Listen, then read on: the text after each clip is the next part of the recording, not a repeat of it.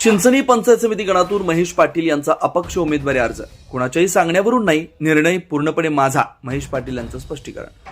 चिंचणीच्या आराराबांच्या निष्ठावंतांकडून पडद्यामागील सत्य उघड. चिंचणी पंचायत समिती गणातून महेश पाटील यांनी आपला उमेदवारी अर्ज दाखल केला.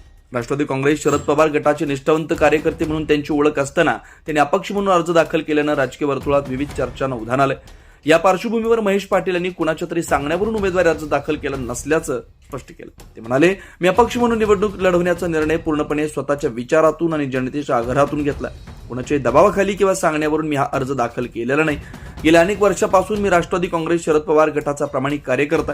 पक्षाच्या विचारसरणीची माझी निष्ठा कायम आहे. पुढे बोलताना त्यांनी सांगितलं की स्थानिक विकास, सामान्य जनतेचे प्रश्न, गणातील नागरिकांचा विश्वास हे माझ्या उमेदवारी मागील प्रमुख कारण आहे. अफवांवर विश्वास न ठेवता जनतेनं वस्तुस्थिती समजून घ्यावी असंही आवाहन त्यांनी केलं. यावेळी बोलताना महेश पाटील यांनी पक्षनिष्ठेवरही भर देत सन्माननीय रोहितदादा पाटील जो निर्णय घेतील तो मला पूर्णपणे मान्य असेल असं स्पष्टपणे नमूद केलं. दरम्यान महेश पाटील यांनी मांडलेल्या या स्पष्ट आणि संयमी भूमिकेमुळे सुरू असलेल्या राजकीय चर्चांना काही प्रमाणात पूर्णविराम मिळेल अशी अपेक्षा व्यक्त केली जाते. त्यांनी दिलेल्या प्रतिक्रिया पाहूया. विशेष प्रतिनिधी तासगाव.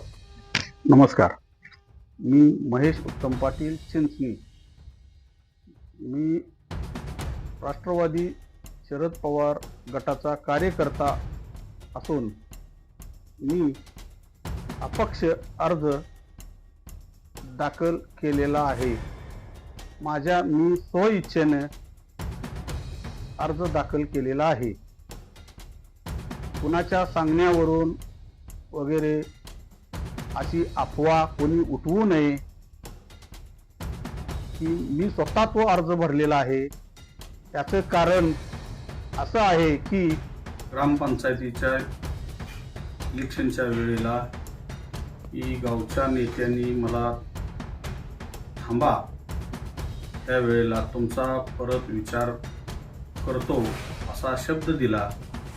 आणि त्यानंतर आजपर्यंत कुठल्याही प्रकारचा विचार केलेला नाही.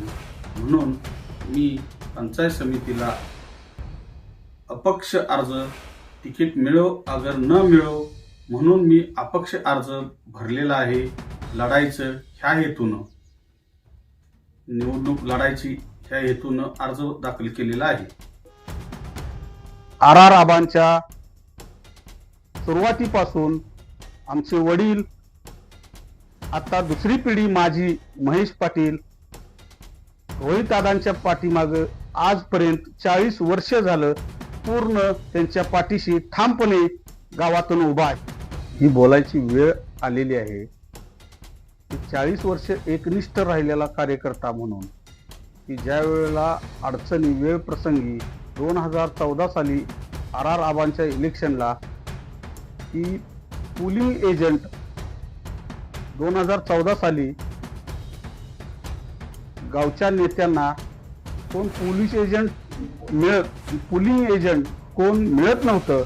तर रात्री 11 वाजता मला महेश पाटील यांना मला फोन आला की रात्री 11ला की प्रदीप पाटील यांच्या घरी बैठक बसलेली आहे आणि ताबडतोब निघून ये. मी रात्रीच्या 11 वाजता त्यांच्या घरी गेलो आणि मला सविस्तर गावच्या नेत्यांनी जबाबदारी 2 वार्डाची पोलिंग एजंटची दिली. असल्या अतितटीच्या इलेक्शनच्या वेळेला मी पूर्णपणे जबाबदारी दिलेली प्रामाणिकपणे आजपर्यंत पार पाडत आलेलो आहे.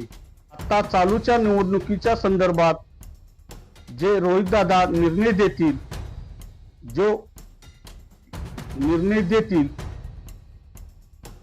तो मला मान्य असेल.